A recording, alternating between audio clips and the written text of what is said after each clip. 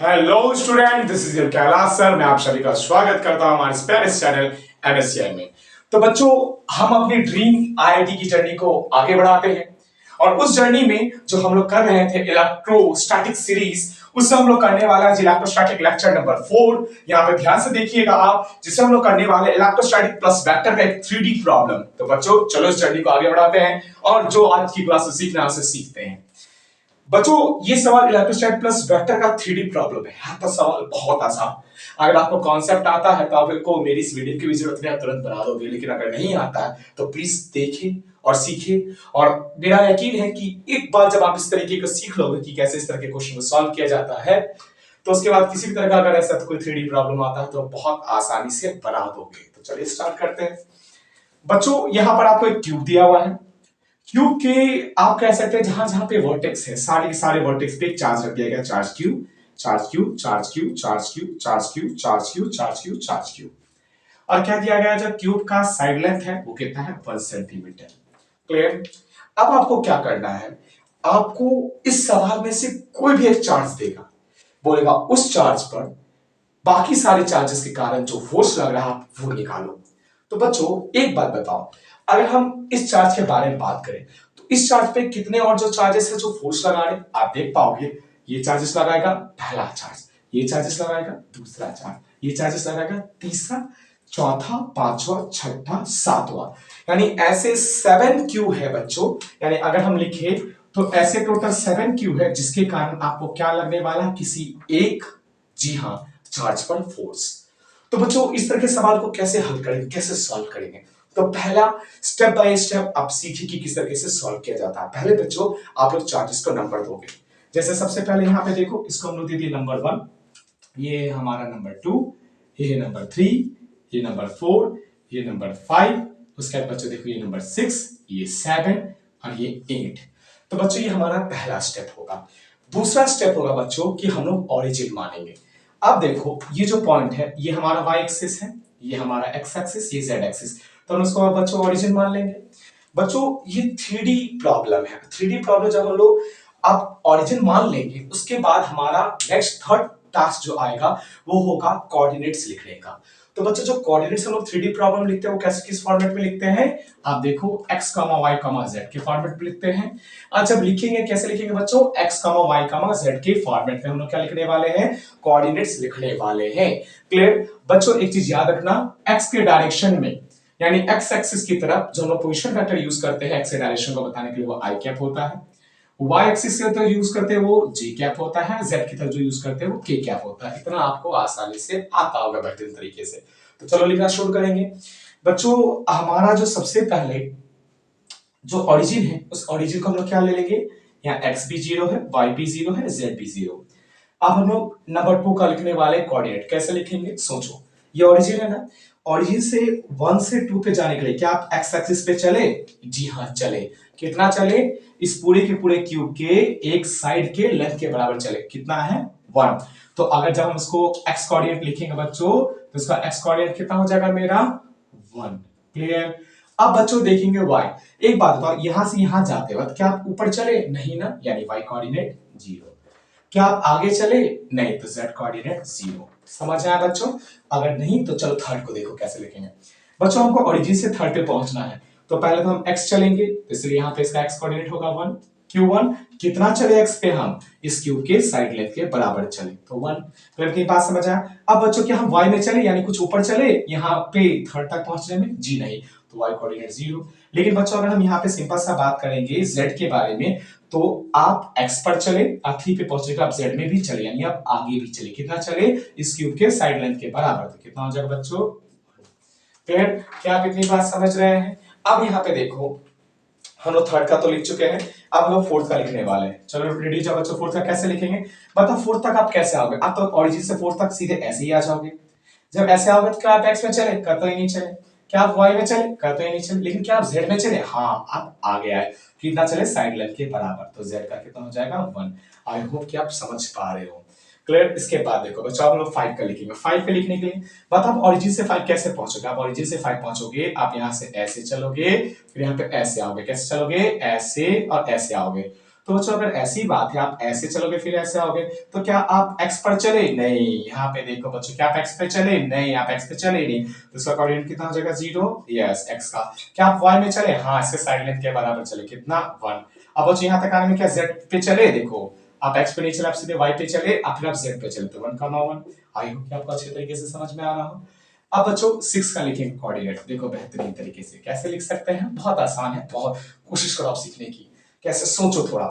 आपको ओरिजिन से 6 तक पहुंचना है, आप कैसे चलोगे? देखो अगर ओरिजिन से 6 तक पहुंचना है तो आप ऐसे चलोगे, आपको ओरिजिन से 6 तक पहुंचना, आप ऐसे चलोगे, आप ऐसे चलोगे, आप ऐसे चलोगे, यानी आप x में भी चलोगे साइड लेंथ के बराबर, आप y में भी चलोगे साइड लेंथ के बराबर, आप z में चलोगे साइड लेंथ के बराबर, यानी x भी 1, y भी 1 और आपका z भी 1। आई होप कि आपको ये समझ में आ रहा हो। अब बच्चों 7 के बारे में बात करते हैं। बता तो 7 में कैसे होगा? आपको ओरिजिन से 7 में जाना तो आप x में चलोगे, y में चलोगे, यानी z में चलोगे, नहीं तो क्या हो जाएगा? 0। आप x में चलोगे तो x में चलोगे तो 1 हो जाएगा, y में चलोगे तो 1 हो जाएगा, z में तो चलोगे नहीं तो 0। क्लियर बच्चों? चलो आप 8 नंबर का लिखते हैं, बहुत आसान है, कैसे लिखेंगे थोड़ा सा सोचो यहाँ पे किस तरीके से लिखेंगे। ओरिजिन से आपको 8 जाना है, ये तो बहुत इजी हो गया, कैसे जा सकते हैं? सीधे ऐसे खट से चल जाएंगे, यानी कि अगर यहां से यहां सीधे खट से चल जाएंगे तो y में चले 1, लेकिन ना तो z में चले ना तो हम लोग x में चले। आई होप कि कोऑर्डिनेट कैसे लिखा जाता है ये आपको समझ में आया हो और आप बेहतरीन तरीके से इसका लिख पाए हो। क्लियर? अब इसके बाद बच्चों यहाँ पे ध्यान से देखो, अब हमको क्या लिखना है। मान लो क्वेश्चन एक दे दिया, ऐसे तो क्वेश्चन में आपको कोई भी एक चार्ज दे देगा, कोई भी एक नंबर का चार्ज दे देगा, बोलेगा उस चार्जेस पे बाकी सब चार्जेस का कितना फोर्स लगा लिखो। तो चलो हम एक क्वेश्चन यहाँ पे करते हैं जैसा हम लिख के रखे हैं। इसके अलावा बच्चों आप ये मत सोचो कि सर आप लिख के रखे, बच्चा ऐसा कुछ भी दे सकता है। क्लियर? अब बताओ हम क्या लिख के रखें कि हम लोग निकालेंगे force on 5 due to first charge, यानी इस 5 पर फर्स्ट चार्ज के कारण फोर्स निकालेंगे, फिर सेकंड के कारण निकालेंगे, थर्ड के कारण भी निकालेंगे, फोर्थ के कारण भी निकालेंगे। फिर अब यहाँ पे देखो बच्चों 6 के कारण भी निकालेंगे, 7 के कारण भी निकालेंगे, 8 के कारण भी निकालेंगे। क्लियर बच्चों? इतनी बात आपको समझ में आई। अब यहाँ पे ध्यान से देखिएगा, जब हम लोग ऐसे निकालने वाले तो चलो निकालना शुरू करते हैं, लेकिन निकालने से पहले आपको फोर्स लिखने का फॉर्मूला आना चाहिए। तो चलो मुझे पता है आपको आता होगा, जस्ट एक रिवीजन पर्पस के लिए मैं आपको लिख दे रहे ताकि आप समझ सको। कैसे? यहाँ देखो, जैसे फोर्स का वेक्टर फॉर्मेट क्या होता है बच्चों? के अब जिन दो चार्जेस के बीच में फोर्स लगा रहे हैं उन दोनों चार्जेस का प्रोडक्ट Q1 Q2, अब बीच के डिस्टेंस का यहाँ पे वेक्टर फॉर्म में क्यूब, यानी यहाँ पे क्या लिख सकते हैं बच्चों? यहाँ पे ध्यान से सुनना, मॉड r वेक्टर का क्यूब और r वेक्टर।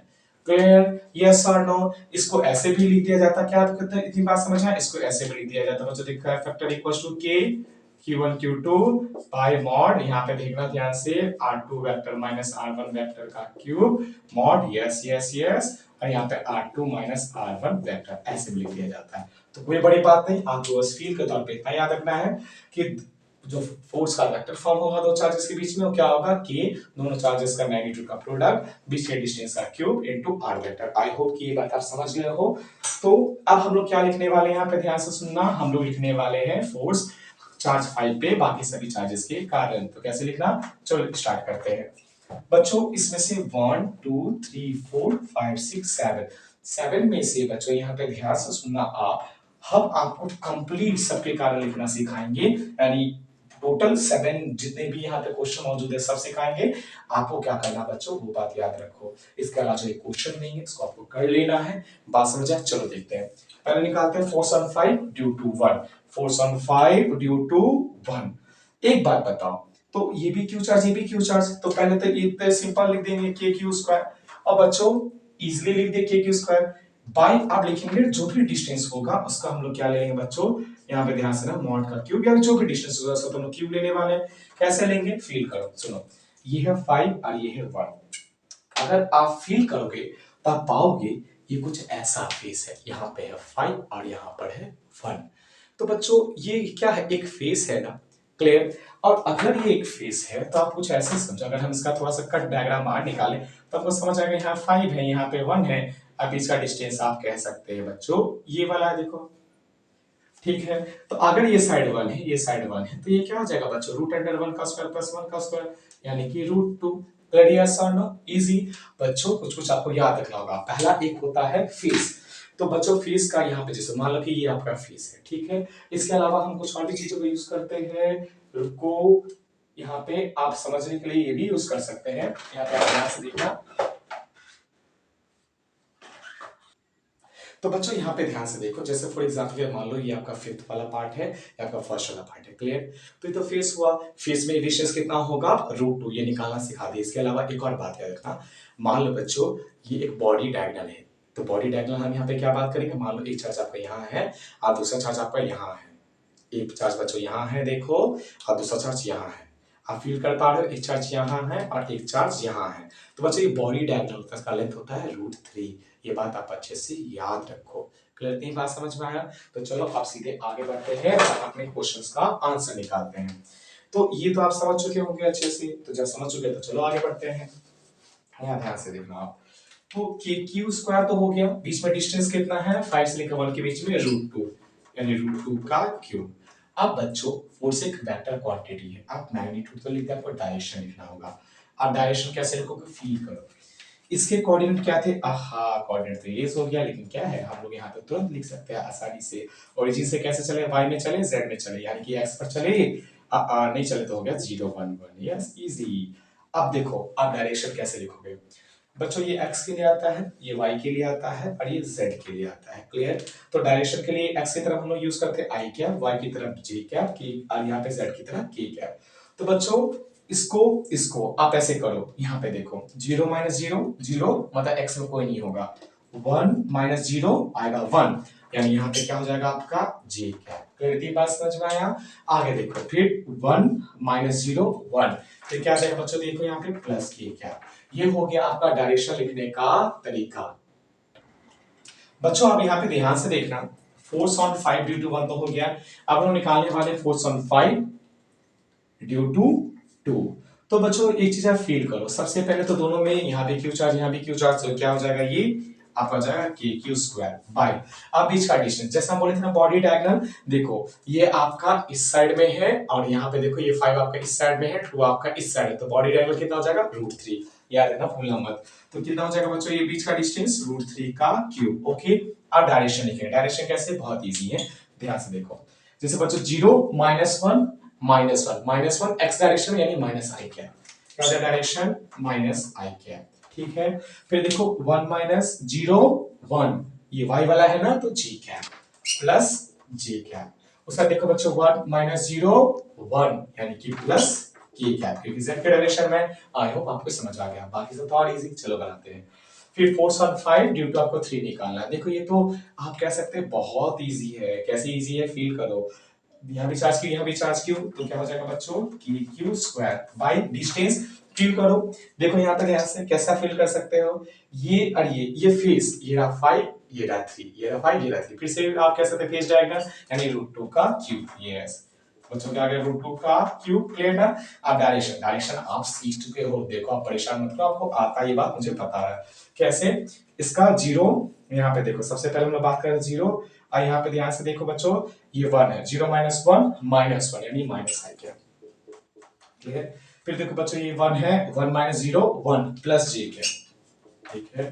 फिर बच्चों देखो ये 1 और ये क्या है आपका 1 1 - 1 0, उसका लिखेंगे नहीं, बस इतना ही हो गया डायरेक्शन।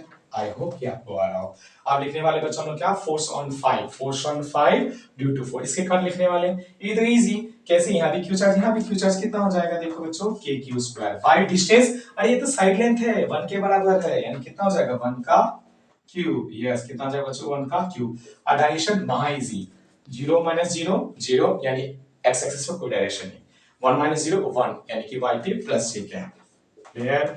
फिर 1 - 1 0 यानी कि k की तरफ भी कोई डायरेक्शन नहीं है, खाली क्या आ जाएगा बच्चों j कैप, यस। अब यहाँ देखो फोर्स ऑन 5 ड्यू टू 6 लिखना है, महा इजी, कैसे इजी, देखो बच्चों q * q q स्क्वायर क्या जाएगा, यहाँ पे देखो सबसे पहले अगर हम लिखना चाहें k q square upon k q square हो गया, डिस्टेंस कितना साइड लेंथ के बराबर यानी कि 1 का क्यूब। अब देखो बच्चों अब लिखेंगे डायरेक्शन कैसे, 0 - 1 -1 यानी -i कैप, 1 - 1 0 यानी j कैप तो होगा नहीं, फिर 1 - 1 0 यानी तो k कैप भी नहीं होगा, खाली क्या हो गया -i कैप, क्लियर।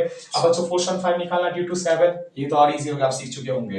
ये भी क्यू चार्ज कितना हो जाएगा के क्यू स्क्वायर अपॉन बीच का डिस्टेंस फेस डायगोनल यानी कि √2 का क्यूब, डायरेक्शन वहां इजी, ये 0 है ये 1 है, 0 - 1 -1 यानी -i कैप। फिर 1 माइनस 1 0 यानी y पे कोई डायरेक्शन नहीं होगा, फिर 1 माइनस 0 1 यानी प्लस के कैप। क्लियर? अब देखो बच्चों 4/5 निकालना है ड्यू टू 8 निकालना है, इजी। यहाँ भी क्यू कितना आ जाएगा k Q square upon distance कितना साइड लेंथ के बराबर यानी 1 का क्यूब। अब बच्चों डायरेक्शन लिखना, डायरेक्शन कैसे लिख देंगे? देखो 0 माइनस 0 0 यानी x पे कोई डायरेक्शन नहीं, 1 माइनस 1 0 y में कोई डायरेक्शन नहीं, फिर 1 माइनस 0 यहाँ पे आ जाएगा 1 यानी z में डायरेक्शन आएगा कितना k कैप। तो बच्चों इस तरीके से आप 3D इलेक्ट्रोस्टैटिक प्लस वेक्टर का क्वेश्चन कर सकते हैं। 3D प्रॉब्लम, आपको एक चार्ज दिया होगा, उस एक चार्ज पे आपको कई सारे चार्जेस की वजह से जो फोर्स निकालना पड़ेगा उस 3D के जो वर्टेक्स पे अवेलेबल होंगे वो आप निकाल सकते हो इस तरीके की मदद से। आई होप कि ये आपको समझ में आया हो। अगर बच्चों समझ में आया हो तो आपको निकालना है, ये एज अ होमवर्क मैं आपको दे रहा हूं, आपको निकालना है फोर्स ऑन 6 ड्यू टू 1, फिर आप निकालना है आपको force on 6 due to 2, force on 6 due to 3, आपको निकालना है force on 6 due to 4, force on 6 due to 5, force on 6 due to 7 और फोर्स ऑन 6 ड्यू टू 8। बच्चों ये आपका होमवर्क है कि आप ये निकालो और अपने नोट्स में मेंशन करो। सबसे बेहतरीन ये क्वेश्चन है और इसका कॉन्सेप्ट भी इस क्लास के बाद आई होप आप इस चीज को समझ चुके हो। चलिए इसी के साथ क्लास करते हैं ओवर, मिलते हैं नेक्स्ट डे इलेक्ट्रोस्टैट के एक और बेहतरीन कॉन्सेप्ट के साथ। अब बच्चों नेक्स्ट कॉन्सेप्ट जो करने वाले वो पेंडुलम प्रॉब्लम पे बेस्ड जो कॉन्सेप्ट आता है उसको सीखने वाले इलेक्ट्रोस्टैट के अंदर। तो चलिए, थैंक यू।